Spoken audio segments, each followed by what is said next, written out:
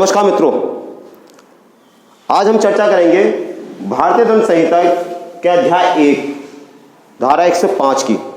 ठीक है, पहले धारा 1 की बात करते हैं जो बताती है इस संहिता के नाम, प्रारंभ और विस्तार के बारे में।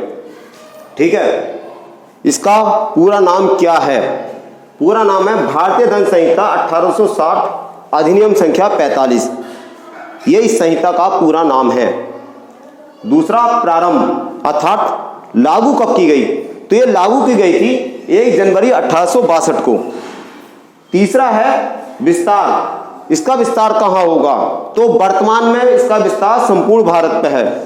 जब से धारा अनुच्छेद 370 हटाया गया है तब से सारे अधिनियम जितने भी हैं वो संपूर्ण भारत पर प्रभावी हो गए हैं, जम्मू कश्मीर सहित। ठीक, अब बात करते हैं धारा 2। धारा 2 क्या कहती है? धारा 2 बताती है भारत में किए गए अपराधों के लिए दंड, अर्थात जो भारत में जो अपराध किए जाते हैं उसके लिए क्या दंड या कैसे दिया जाएगा, तो ये बताने की प्रयास करती है। प्रत्येक वह व्यक्ति इस संहिता यानी अर्थात आईपीसी के विरुद्ध अगर कोई अपराध करेगा तो वह इस संहिता के अधीन दंडनीय होगा, भारतीय दंड संहिता के अधीन दंडनीय होगा। ठीक है, एक उदाहरण के माध्यम से समझ लेते हैं। यदि भारत में रहने वाला कोई व्यक्ति किसी स्त्री के साथ बलात्कार करता है तो वह भारतीय दंड संहिता की धारा 376 के अधीन दंडनीय किया जाएगा। ठीक, चलिए अब बात करते हैं धारा 3 की। धारा 3 क्या कहती है? धारा 3 बताती है भारत से परे किए गए अपराध किंतु उसके भीतर की विधि के अधीन विचारणीय अपराध के लिए दंड। भारत से बाहर, भारत से परे मतलब भारत से बाहर अगर कोई अपराध कोई विदेशी द्वारा किया जाता भारतीय के साथ, तब उसका विचारण कैसे होगा, उसको कैसे पनिशमेंट दिया जाएगा, अब इसके विषय में धारा 3 हमें बताती है। तो हम इसको 2 भागों में डिवाइड करते हैं समझने के लिए। पहला बताता है कि अगर मान के चलिए ये भारत से बाहर जिस देश में अपराध किया गया है भारतीय के साथ, वहां पनिशमेंट है तो वहां की दंड विधि के अनुसार उसको दंड दिया जाएगा। ठीक है, और यदि वहां की विधि के अनुसार वह पनिशमेंट नहीं है और यहाँ की विधि के अनुसार वो पनिशमेंट है, तब क्या होगा? तब उसको पनिशमेंट जब ही दिया जा सकता है जब भी भारत आए तो हम उसको भारतीय विधि के अनुसार यानी भारतीय दंड विधि के अनुसार उसको हम पनिशमेंट दिलवा सकते हैं। हम इसे उदाहरण के माध्यम से समझते हैं। जैसे जो एक अंग्रेज है इंग्लैंड में, बी की पत्नी के साथ जारता करता है, परंतु इंग्लैंड में जारता अपराध नहीं है, तब बी क्या करेगा? बी ये करेगा कि जब वो अंग्रेज जब कभी भी भारत आएगा तो वह उसको जारता के लिए यानी भारतीय दंड संहिता की धारा 417 के अकॉर्डिंग उसको पनिशमेंट दिलवा सकता है भारत में। ठीक है, अब हम बात करते हैं धारा 4 की। धारा 4 क्या कहती है? राज्य क्षेत्राधीन अपराधों पर संहिता का विस्तार। राज्य क्षेत्राधीन यानी भारत से बाहर क्षेत्राधीन उसको इस संहिता का क्या विस्तार होगा? तो यह धारा भारतीय अपराधी न्यायालय को कुछ क्षेत्राधीन अधिकार प्रदान करती है, उसके बारे में हम चर्चा करेंगे, जो 2 भागों में विभाजित करके समझाने का प्रयास किया है। समझिए आप। पहला, किसी भारतीय नागरिक द्वारा भारत से बाहर अपराध किया जाता है। यदि कोई भारतीय नागरिक भारत से बाहर अपराध करता है तो उसके संबंध में 2 बातें लागू होंगी। वो 2 बातें कौन सी है? पहली, उसे वहां की विधि के अधीन दंडित किया जाएगा। पहला, उसे वहां की विधि के अधीन दंडित किया जाएगा। दूसरा, कि यदि वह अपराध करके वो भारत में आ जाता है तब क्या होगा? तो हम यदि वो वहां के देश से अपराध करके भारत आ जाता है तो हमें उसे सौंपना होगा, उसको प्रताड़ित करना होगा उस देश को जहां से अपराध करके आया है।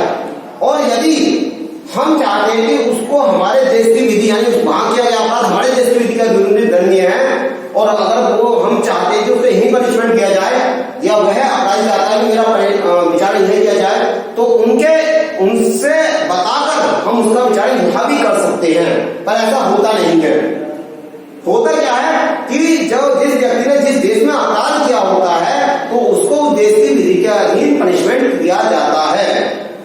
दूसरा बताता है कि भारतीय पंजीकृत पोत या विमान जहाज जो शिप होते हैं और जो फ्लाइट वगैरह होती हैं, अगर उसमें अपराध किया जाता है कहीं भी और पंजीकृत भारत में होना चाहिए भाई, भारत में पंजीकृत विमान किसी भी देश में खड़ा है तो ये माना जाएगा उसने, अगर वहां पर किसी विदेशी ने भी अपराध किया है ना, भारत मतलब विदेश की व्यक्ति ने उस विमान या उस पोत पर, शिप पर कोई अपराध किया गया है तो ये माना जाता है उसने भारत में अपराध किया है, उसने भारत में अपराध किया है, क्योंकि वो शिप और वो जो फ्लाइट है, मतलब वो जो विमान है वो जो है भारत में पंजीकृत है। तो भारत में पंजीकृत होने का मतलब है कि वो अब वो भारत का है। तो अगर किसी विदेशी ने भी उस विमान में या शिप पर कोई अपराध कर दिया है तो उसको भारतीय दंड संहिता के अधीन पनिशमेंट दिया जाएगा, उसका विचारण भारत में होगा। ठीक, अब हम बात करते हैं धारा 5 की। धारा 5 कहती है कुछ विधियों पर इस अधिनियम का प्रभाव ना डाला जाना, यानी कि आईपीसी का उन विधियों पर प्रभाव ना डाला जाना। तो वह विधि कौन सी होंगी? तो अब मैं उन विधियों के बारे में आपको बताता हूं। पहली है भारत सरकार के सेवा अधिकारी, भारत सरकार के सेवा अधिकारी अर्थात आईएएस और आईआरएस, आईएफएस यानी इंडियन एडमिनिस्ट्रेटिव सर्विस का अधिकारी है, इंडियन रेवेन्यू सर्विस का अधिकारी है, इंडियन फॉरेन सर्विस का अधिकारी है, तो उस पर आईपीसी का कोई प्रभाव नहीं होगा। दूसरा सेना विधि, सेना विधि पर भी आईपीसी का कोई प्रभाव नहीं होगा। यदि कोई सैनिक विद्रोही हो जाता है या भगोड़ा है तो सेना विधि अपने द्वारा उसको पनिशमेंट करती है, अपने लॉ के अकॉर्डिंग, ना कि आईपीसी उसको दंडित करेगी।